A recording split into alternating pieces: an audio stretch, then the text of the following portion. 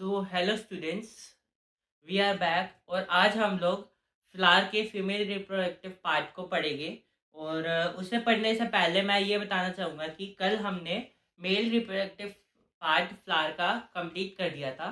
और उसकी channel video आपको चैनल पे मिल जाएगी।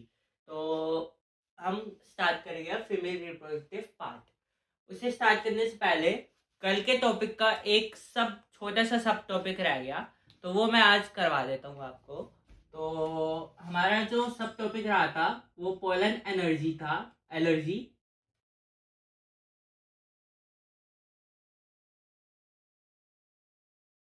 तो बेसिकली जो पोलन ग्रेन्स होते हैं उसमें कुछ पोलन ग्रेन्स ऐसे होते हैं जो कि एलर्जी कोज करते हैं। और कभी कभार अगर ये रेस्पिरेटरी पैसेज में चले जाए तो ये एस्थमा एंड ब्रोंकाइटिस भी कोज कर सकते हैं। ऐसे ही एक एग्जांपल है हमारा पार्थेनियम ग्रास का। पार्थेनियम ग्रास, और इसे हम कैरेट ग्रास भी कहते हैं। कैरेट ग्रास जो कि एक इन्वेजिव वीड है। जब भारत में एक बार इम्पोर्टेड वीट आया था तो उसके साथ में ये पार्थेनियम ग्रास का नाम का वीट इंडिया में आ गया। और ये इतनी तेजी से फैला कि इंडिया में फैलते ही चले गया। और ये गलती से इंडिया में इंट्रोड्यूस हो गया और ये वीट के साथ आया था।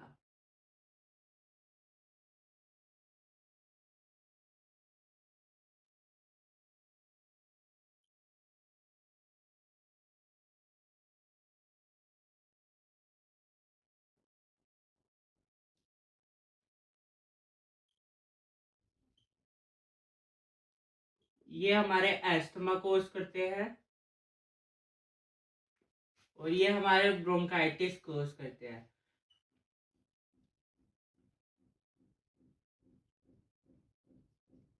और कभी कभार ये हमारे एलर्जी भी कोज करते हैं, allergy.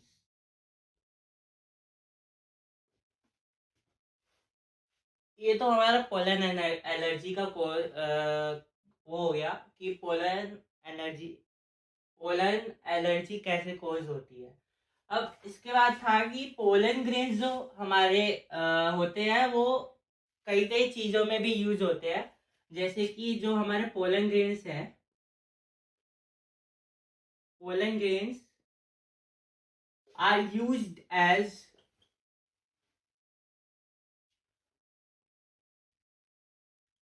Food supplements.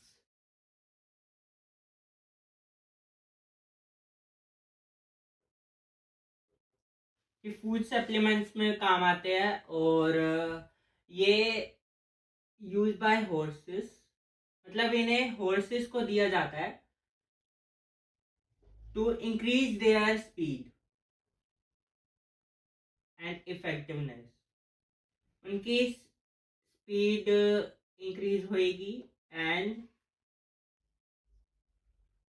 Energy. Pollen grains हमारे एक और चीज पर यूज होते हैं, एथलेट्स से। एथलेटिक्स, जो हमारे एथलेटिक्स होते हैं, जो कि ओलंपिक और जो भी हमारे एथलेटिक्स होते हैं, एथलेटिक्स यूज पोलन ग्रेन्स। और वो जो पोलन ग्रेन्स होते हैं वो एनर्जी इंक्रीज करते हैं बेसिकली। कुछ कुछ होते हैं और कुछ जो पोलन होते हैं वो एलर्जी कोज करते हैं। तो जैसे कि हमने पढ़ा था कि पार्थेनियम ग्रास, कैरेट ग्रास, ये इम्पोर्टेड वीट के साथ हमारे इंडिया में आ गए थे इन्वेजिव स्पीशीज बन के। तो ये हमारा एस्थमा ब्रोंकाइटिस एलर्जी कोज करते हैं। और ये बाय चांस इंडिया में इंट्रोड्यूस हो गया। अगर ये नहीं होता तो एस्थमा और का ब्रोंकाइटिस हो के केस कम होते। इसके बाद जो पोलन ग्रेन्स होते हैं वो हमारे फूड सप्लीमेंट्स में काम आते हैं। और ये हमारे हॉर्सेस को दिए जाते हैं ताकि उनकी स्पीड और एनर्जी बढ़े, ताकि वो ज़्यादा से ज़्यादा रेस में, जो हॉर्स रेसेस होती है उसमें भाग सके। और जो एथलेटिक्स होते हैं उनसे वो भी यूज करते हैं ताकि वो ज़्यादा तेज भाग सके। तो एक बार आप सब लोग इसका स्क्रीनशॉट ले लीजिए। इसके बाद मैं फीमेल रिप्रोडक्टिव पार्ट पे बढ़ूंगा।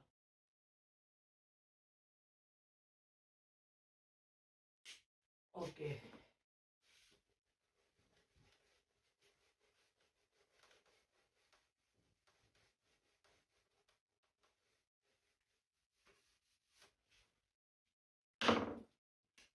अब बेसिकली फीमेल रिप्रोडक्टिव पार्ट में हमारे पिस्टल या स्टिग्मा आता है। अब पिस्टल या स्टिग्मा के भी 3 पार्ट होते हैं।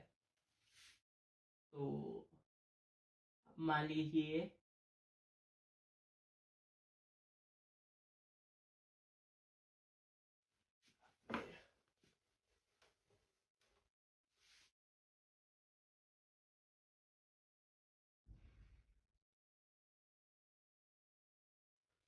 थोड़ा सा ये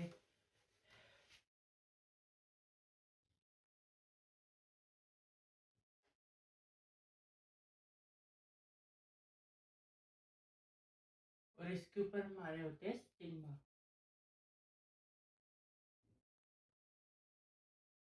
ये हमारे स्टिग्मा होते हैं। ये हमारा होता है स्टाइल। ये होता है हमारा ही ओवरी। ओवरी के नीचे जो होता है वो होता है थैलेमस। तो जो हमारा स्टिग्मा अटैच होता है वो नीचे थैलेमस से अटैच्ड होता है। अब इसके ना बेसिकली हमें पढ़ना कैसे है कि कैसे हमारा फीमेल रिप्रोडक्टिव पार्ट मतलब हमारा एम्ब्रियो सैक कैसे बनता है ओवरी के अंदर। ओके। तो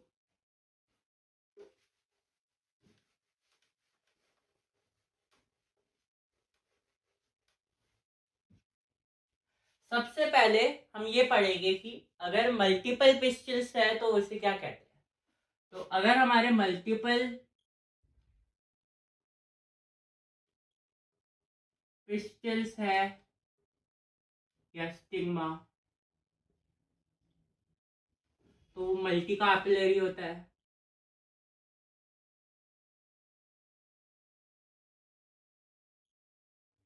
और अगर हमारा सिंगल सिग्मा है स्टिग्मा या पिस्टल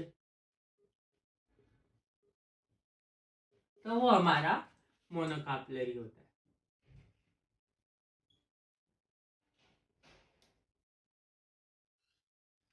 और अगर हमारे लेट्स से कि स्टिग्मा फ्यूज्ड है स्टिग्मा आर फ्यूज्ड टुगेदर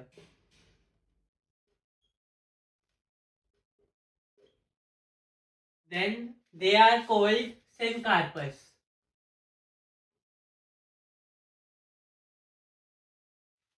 और अगर हमारे स्टिग्मा आर फ्री और एंड नॉट फ्यूज्ड तो वो हमारे एपोकार्पस होते हैं।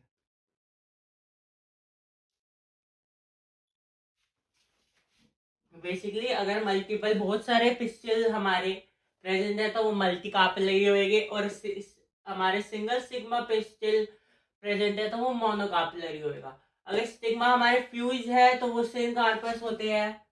और अगर हमारे स्टिग्मा फ्री है और नॉट फ्यूज मतलब एक साथ नहीं जुड़े हुए तो वो हमारे एपोकार्पस होते हैं।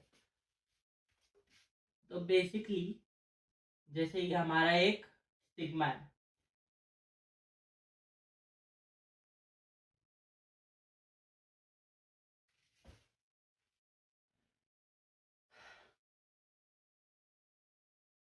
आप मान लीजिए अब कि ये हमारा ओवरी है तो ये हमारी स्टाइल है तो ये हमारा स्टिग्मा है। ओके। तो आप मान लीजिए अब कि हमें एक पोलन ग्रेन इनके ऊपर आ गया। अब उसे जर्मिनेट करके अगर वो अंदर जाएगा तो उससे पहले हमारा फीमेल गैमेटोफाइट डेवलप हुआ होना चाहिए। तो वही स्टेजेस हम इसके अंदर पढ़ेंगे।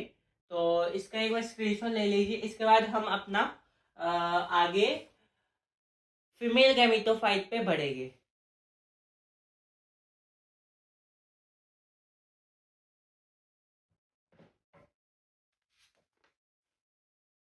ओके।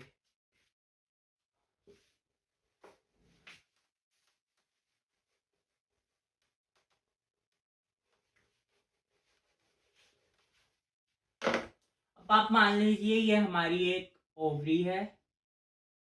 मैं बाकी सारे पार्ट नहीं दिखा रहा, बस ओवरी दिखा रहा हूँ।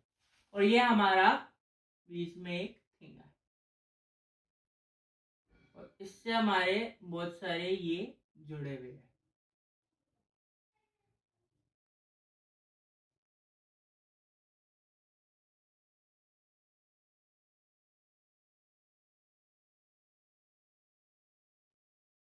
तो ये जो जुड़े हुए हमारे हैं, ये आगे जाके हमारे एम्ब्रियो सैक बनाएंगे, और ये हम इसे कहते हैं ओव्यूल्स।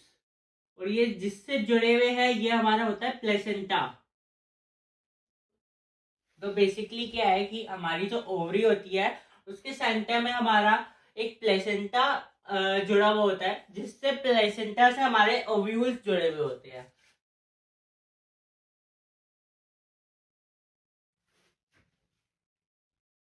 अब आप मान लीजिए ये हमारा ओव्यूल जुड़ा हुआ है, इसे जूम आउट करके दिखा देते हैं।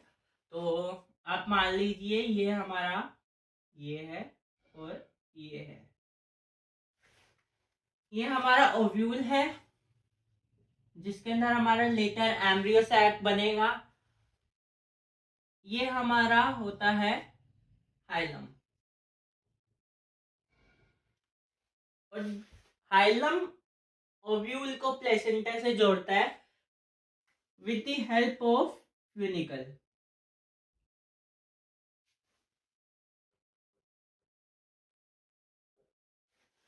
आप मान लीजिए हमारा ये एक प्लेसेंटा है, ये एक स्टोक लाइक स्ट्रक्चर है, और इससे हमारा ओव्यूल जुड़ा हुआ है। तो इसके अंदर बेसिकली क्या है, ये हमारा ओव्यूल हो गया और ये हमारा फ्यूनिकल हो गया, और जो इंटरकनेक्टिंग पैसेज है फ्यूनिकल और ओव्यूल का वो हमारा हाइलम होता है।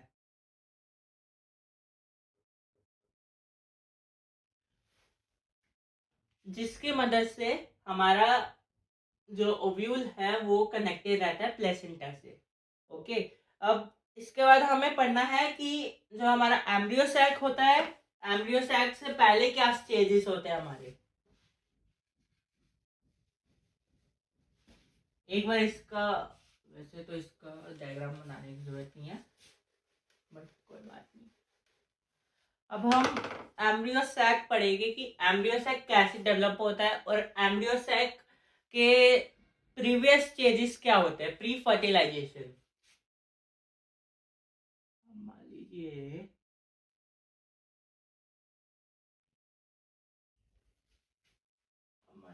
ये है एक,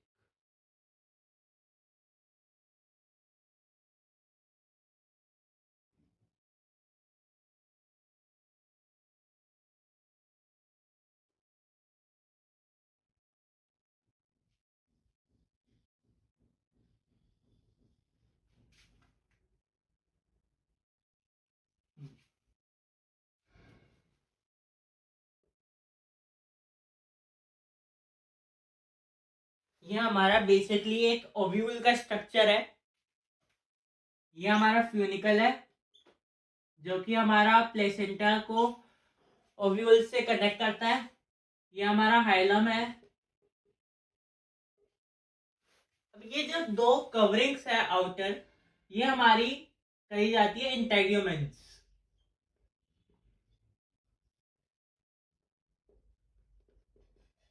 जो हमारी इंटेग्यूमेंट्स होती है वो एक तरीके से जब हमारा सीड बन जाता है उसकी प्रोटेक्टिव कवरिंग्स होती है। जैसे हमारा सीड कोट होता है, जो सीड होता है उसके ऊपर सीड कोट होता है, तो वो सीड कोट इंटेग्यूमेंट्स का ही बना हुआ होता है।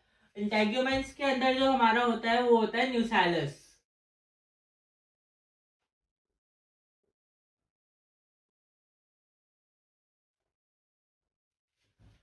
अब आप मान लीजिए थोड़ा सा डायग्राम बन गया। यस। तो ये आप मान लीजिए ये हमारा ऐसे जुड़ा हुआ है और ये ऐसे जुड़ा हुआ है। तो ये जो ओपनिंग है जहां पर हमारे इंटेग्यूमेंट्स एब्सेंट है, इसे हम कहते हैं माइक्रोपाइलर एंड, जहाँ जहाँ पर हमारी पोलन ट्यूब आगे जुड़ती है और हमारे मेल गैमीट अंदर जाते हैं, माइक्रोपाइलर एंड। इसके थ्रू ही हमारे मेल गैमीट अंदर जाएंगे और फर्टिलाइजेशन होकर एम्ब्रियो सैक बनेगा। इसके बाद ये जो एंड होता है हमारा, ये होता है क्लेजल एंड, क्लेजल एंड, क्लेजल एंड। तो इस एंड का कुछ काम नहीं है, बाकी बाकी माइक्रोपाइल एंड पे हमारा पोलन ग्रेन्स जो भी है पोलन ट्यूब के थ्रू आएंगे और हमारे मेल गैमेट अंदर आएंगे। उसके बाद ये इंटेग्यूमेंट्स है जो हमारी प्रोटेक्टिव कवरिंग का काम करती है, और न्यूसैलस है जिसके अंदर हमारा एम्ब्रियो सैक बनता है। न्यूसैलस अबंडेंट होता है फूड, रिजर्व फूड मटेरियल का, abundant of reserved food material.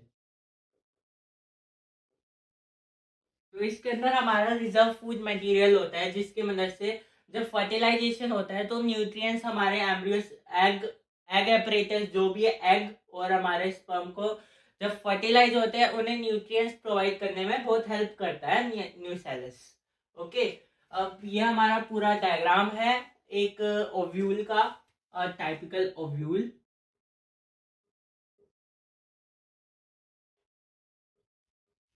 तो इसका एक बार फोटो ले लीजिए, और बाकी आप ये नेट पे भी चेक कर सकते हैं कि इसकी बहुत अच्छी आपको मिल सकती है फोटोज नेट पे। बाकी एक ये फ्यूनिकल है जो हमारा प्लेसेंटा को ओव्यूल से ज्वाइन करता है। हाइलम है जो कि फ्यूनिकल और ओव्यूल के बीच का कनेक्टिंग स्ट्रक्चर है। माइक्रोपाइलर है जहाँ पर हमारी पोलन ट्यूब आती है और हमारे मेल गैमीट अंदर जाके फर्टिलाइजेशन करते हैं। इंटेग्यूमेंट्स प्रोटेक्टिव कवरिंग होती है ताकि हमारा एम्ब्रियो सैक डेवलप हो सके और डैमेज ना हो उसे। न्यूसैलस होता है जिसके अंदर हमारा एम्ब्रियो सैक बनता है, और न्यूसैलस के अंदर हमारा रिजर्व फूड मटेरियल होता है जो कि हेल्प करता है एम्ब्रियो सैक बनने में। और ये हमारा दूसरा एंड होता है वो होता है कलाजिल एंड। तो ये टाइपिकल हमारा एक फीमेल रिप्रोडक्टिव पार्ट है फ्लावर का, जो कि हमारा लोकेटेड है ओवरी के अंदर। अब इसके बाद हम पहले इसका स्क्रीनशॉट ले लीजिए।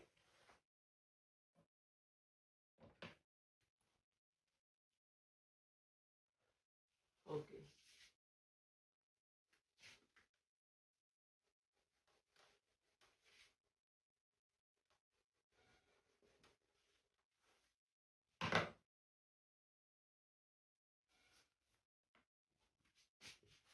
अब हमारी आप मान लीजिए ये न्यूसैलस है। न्यूसैलस के अंदर बहुत सारे सेल्स होते हैं, जैसे आप मान लीजिए एक स्पोरोजिनस टिश्यू होता है, या फिर sporogenous tissue, not sporogenous tissue,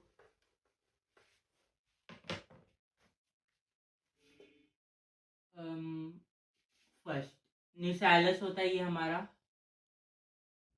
ठीक है। इसके अंदर हमारे बहुत सारे सेल्स होते हैं, आपको सिर्फ 3-4 सेल दिखा रहा हूँ। इन सेल्स को हम जूम आउट करके देखेंगे तो हमारे ये होते हैं मेगास्पोर्स, ठीक है। अब हम इन मेगास्पोर्स को देखेंगे कि कैसे इसके अंदर फर्टिलाइजेशन होएगी, मियोसिस होएगी, मतलब फर्टिलाइजेशन बाद में होएगी। तो मियोसिस होके कैसे हमारा ये डिवाइड करता है, उसके बाद हमारा जो एम्ब्रियो सैक है कैसे बनता है। तो जैसे आप मान लीजिए ये हमारे मेगास्पोर्स है, मेगास्पोर्स मियोसिस करके हमारे मेगास्पोर मदर सेल्स बनाते हैं। हमारे ये जैसे 4 मेगास्पोर मदर सेल्स बन गए, मेगास्पोर मदर सेल्स। जो ये हमारे मेगास्पोर मदर सेल्स है, मोस्ट ऑफ द प्लांट्स, मतलब 99% प्लांट्स कम से कम, उनमें सिर्फ एक ही megaspore, one megaspore develops and form embryo sac, form embryo sac. जैसे इसके अंदर हमारा डेवलपमेंट होएगी, डिफरेंशिएशन होएगा, और जो हमारे ये बाकी तीन है ये डिसइंटीग्रेट हो जाते हैं, डिसइंटीग्रेट। हमारे ये तीनों डिसइंटीग्रेट हो जाएंगे, और जो हमारा चौथा मेगास्पोर मदर सेल है वो डेवलप करके हमारा फर्दर एम्ब्रियो सैक बना देगा। अब इसके बाद हम क्या करेंगे, हम जानेंगे कि मेगास्पोरोजेनेसिस के बाद होता क्या है। हमारा पहले मेगास्पोरोजेनेसिस तो हमारा उससे तो हमारा मेगास्पोर मदर सेल बन जाएगा, मेगा स्पोरोजेनेसिस।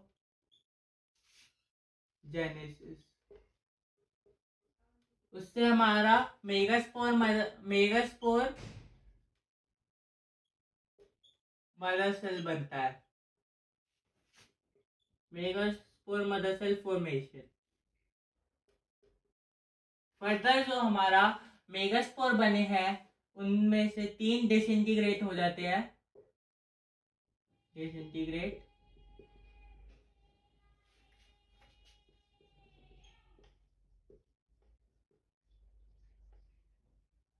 एंड जो हमारा चौथा मेगास्पोर मदर सेल है वो बड़ा होके हमारा एम्ब्रियो सैक बनाएगा। ओके, अब इसके बाद क्या होएगा, जो ये हमारा मेगास्पोर मदर सेल है इसके अंदर हमारा पहले न्यूक्लियर डिवीजन माइटोसिस की वजह से होना स्टार्ट हो जाएगा। अब इसके अंदर पहले एक सेल में हमारे दो न्यूक्लियस बनेंगे। एक पेज पे दिखाता हूँ आप लोगों को। अब आप मान लीजिए मेगास्पोरोजेनेसिस हो गया हमारा, और हमारा ये एक मेगास्पोर मदर सेल है। अब इस मेगास्पोर मदर सेल में माइटोसिस होएगी, माइटोसिस, और हमारा दो न्यूक्लियस बन जाएंगे। अब ये दो न्यूक्लियस मिलके हमारा फर्दर माइटोसिस होएगी, और हमारे बनेंगे चार न्यूक्लियस। अब इसके अंदर फर्दर माइटोसिस होती है और हमारे बनते हैं 8 न्यूक्लियाई। दोनों एंड पर 4 न्यूक्लियाई। अब इसके बाद हम क्या करेंगे कि ये जो न्यूक्लियस है ये आगे जाके हमारा एग एपरेटस बनाएंगे, एंटीबॉयल्स बनाएंगे। तो अब ये हमारा प्रॉपर एक वो बन चुका है। अब इसके अंदर ये एक टाइपिकल आप मान लीजिए एम्ब्रियो सैक है। अब हमारा ये पहले ऊपर एक ये बनेगा,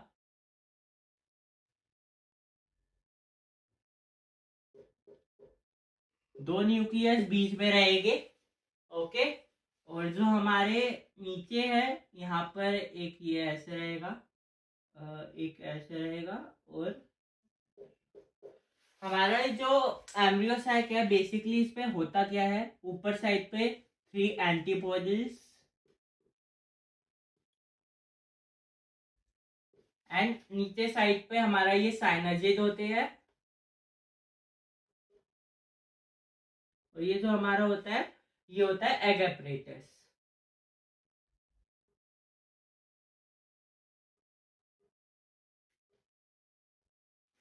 और ये sorry egg cell, sorry sorry sorry sorry egg cell होता है, ये मिलके हमारे एग एपरेटस बनाते हैं। और ये जो हमारा एग, जितने भी हमारे ये सेल्स है सारे हैप्लॉइड होते हैं एक्सेप्ट दी सेंटर न्यूक्लियर जो कि डिप्लॉय होता है 2n नंबर। ओके, अब हमारा जैसे ये आप मान लीजिए एग एपरेटस बन गया।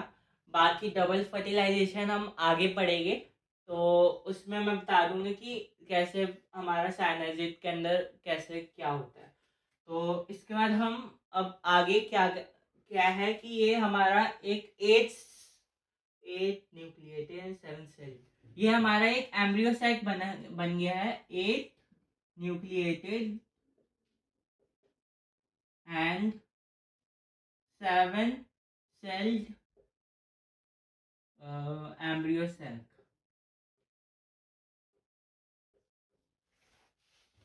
एक, दो, तीन, 4 5 6 और 7 सेल एंड 1 2 3 4 5 6 7 8 8 न्यूक्लिएटेड। ये हमारा पूरा एक टाइपिकल एम्ब्रियो सैक होता है। बुक के अंदर फिगर दे रखा है 2.8 पे, तो आप एक बार उस फिगर को देख लीजिएगा, उस पे और भी क्लियरली आपको दिख जाएगा कि कैसे हमारा बीच में दो ये है। आप मान लीजिए ये हमारा न्यूक्लियस है और ये हमारे सेल्स के अंदर न्यूक्लियस है। ये हमारे 3 एंटीबॉडीज है। अच्छा, जो हमारे आप मान लीजिए ये है जहाँ पर हमारे साइनजेस एंड एग एपरेटस है। एग एपरेटस यहाँ पर ये वाला एंड होता है हमारा माइक्रोपाइलर, जहाँ पर पोलन ट्यूब आती है। माइक्रोपाइलर एंड, और जहाँ पर हमारे एंटीबॉडीज होते हैं वो हमारा कलर्जल एंड होता है। बाकी ये बीच में हमारे दो न्यूक्लियस होते हैं। ये हमारा सेंट्रल सेल मान सकते हैं हम इसे, सेंट्रल सेल। ये हमारा सेंट्रल सेल होता है। अब एक बार इसका क्विक रिकैप करते हैं। जैसे कि हमारा जैसे फीमेल गैमेटोफाइट है, आप मान लीजिए हमारा एक फीमेल ओवरी है। ओवरी के अंदर हमारा प्लेसेंटा होता है बीच में, उसके अंदर उससे हमारे ओव्यूल्स कनेक्ट होते हैं with the help of hilum. और जो हमारा प्लेसेंटा पे जो कनेक्शन होता है वो होता है फ्यूनिकल, और हमारा जो ओव्यूल पे कनेक्शन होता है वो हाइलम का होता है। ओव्यूल और प्लेसेंटा फ्यूनिकल के बीच का कनेक्शन होता है हमारा हाइलम। अब इसके बाद हमारा आप मान लीजिए उसके अंदर मेगास्पोरोजेनेसिस होती है, जिससे हमारा जो मेगास्पोर मदर सेल है ओव्यूल में, मेगास्पोर मदर सेल डेवलप होएगी।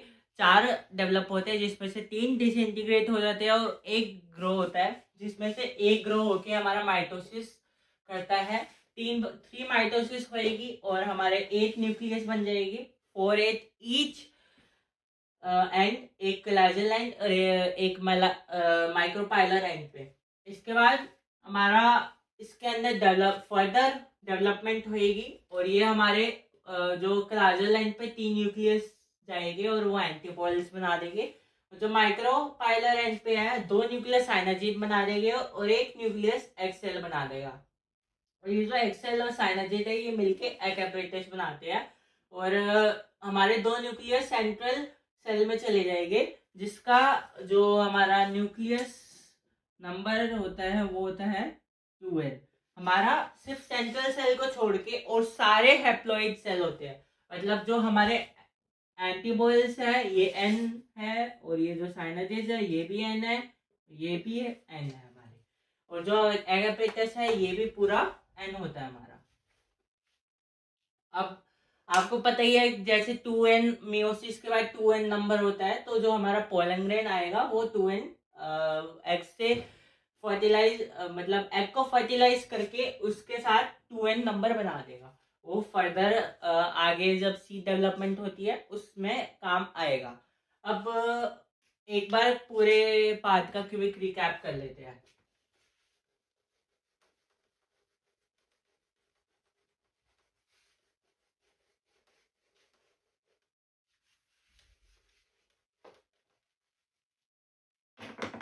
सबसे पहले फीमेल रिप्रोडक्टिव पार्ट में हमारे 3 पार्ट होते हैं पिस्टल में, या फिर स्टिग्मा, स्टाइल, ओवरी।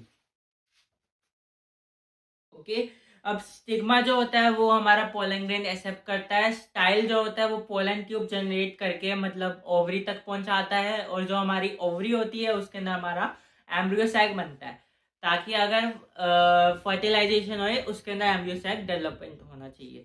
अब हमारी जैसे आप मान लीजिए कि एम्ब्रियो सैक डेवलपमेंट नहीं हुई है और हमारा पोलन आ गया, तो वो तब तक नहीं भेजेगा जब तक हमारा जो एम्ब्रियो सैक है वो डेवलप ना हो जाए। अब आप मान लीजिए ओवरी है, एक बार ये वापस से रिपीट कर लेते हैं। तो जो हमारा पिस्टल होते हैं, अगर वो मल्टी पिस्टल है, एक साथ बहुत सारे हैं, तो वो हमारा मल्टी कार्पलरी है। और अगर वो फ्यूज है वो हमारा होता है सिनकार्पस। और अगर हमारे सिंगल पिस्टल है तो वो मोनोकार्पलरी होएगी। और अगर वो फ्यूज है तो वो सिनकार्पस होएगी। वैसे तो फ्यूज नहीं होएगी क्योंकि एक ही स्टिग्मा है। और अगर पिस्टल हमारे बहुत सारे हैं और वो फ्री है, वो होता है हमारा एपोकार्पस। इसके बाद हमारा है जो ओवरी होते हैं उसके अंदर हमारे प्लेसेंटा होता है, जिससे हमारे ओव्यूल कनेक्टेड होते हैं with the help of funicle and hilum. जो ओव्यूल और फ्यूनिकल के बीच का कनेक्शन है उसे हम हाइलम कहेंगे। ओव्यूल हमारा इंटेग्यूमेंट्स न्यूसैलस का बना हुआ होता है। और जो हमारा जहाँ पर इंटेग्यूमेंट्स प्रेजेंट नहीं होती वो एंड माइक्रोपाइलर एंड होएगा। और जो हमारा जहाँ पर इंटेग्यूमेंट्स प्रेजेंट होती है वो हमारा कलेजल एंड होएगा। जो इंटेग्यूमेंट्स होती है वो फर्दर सीड को बनाती है, जो कि एक हार्ड प्रोटेक्टिव कवरिंग देती है ताकि हमारा एम्ब्रियो सेक डेवलप हो सके और हमारा डैमेज ना हो जाए। और जो हमारा न्यूसैलस होता है उसके अंदर अबंडेंट फूड मटेरियल होता है, जिसकी मदद से हमारा एम्ब्रियो सेक अंदर डेवलप होता है। अब हमारा अगला प्रोसेस है मेगास्पोरोजेनेसिस, जिसके अंदर हमारा जो मेगास्पोर है वो मेगास्पोर मदर सेल बनाएगा। और मेगास्पोर मदर सेल बना के वो पहले 4 बनेंगे हमारे, 4 में से 3 डिसइंटीग्रेट हो जाएंगे। और 3 जो चौथा सेल है वो फर्दर डेवलप होएगा। उसके अंदर 3 माइटोसिस होएगी। और 3 माइटोसिस के बाद हमारे 8 न्यूक्लियस बन जाएगी एक ही सेल में। और जो हमारा यहीं से हमारा एम्ब्रियो सैक का डेवलपमेंट स्टार्ट हो जाएगा। जो हमारा कैलेजल एंड है उस पे आप मान लीजिए ये हमारा कैलेजल एंड है, इस पे हमारे 3 एंटीपॉल्स आ जाएंगे। और जो हमारे माइक्रोपाइलर एंड है वहां पर 2 साइनर्जेज विथ 1 एक्सेल आ जाएगा, जो कि हमारा एग एपरेटस बनाता है। और ये एग एपरेटस फर्दर एक्सेल जो है वो स्पर्म के साथ फ्यूज होके हमारा बनाएगा जाइगोट, बाकी सीड बनेगा बाद में। और जो सेंट्रल न्यूक्लियर है वहां पर 2 सेल होते हैं, वो हमारा 2n होता है। और जो हमारा ये पूरा एम्ब्रियो सैक है, एम्ब्रियो सैक जो होता है हमारा वो 7 सेल्ड एंड 8 न्यूक्लिएटेड होता है। बाकी आज का टॉपिक तो यहीं तक है। बाकी आज का टॉपिक कंप्लीट हो गया है। अगर आपको कोई भी डाउट है तो आप वीडियो के कमेंट सेक्शन में बता सकते हैं। तो आज का इसी के साथ वीडियो एंड करते हैं। Thank you. कर दो।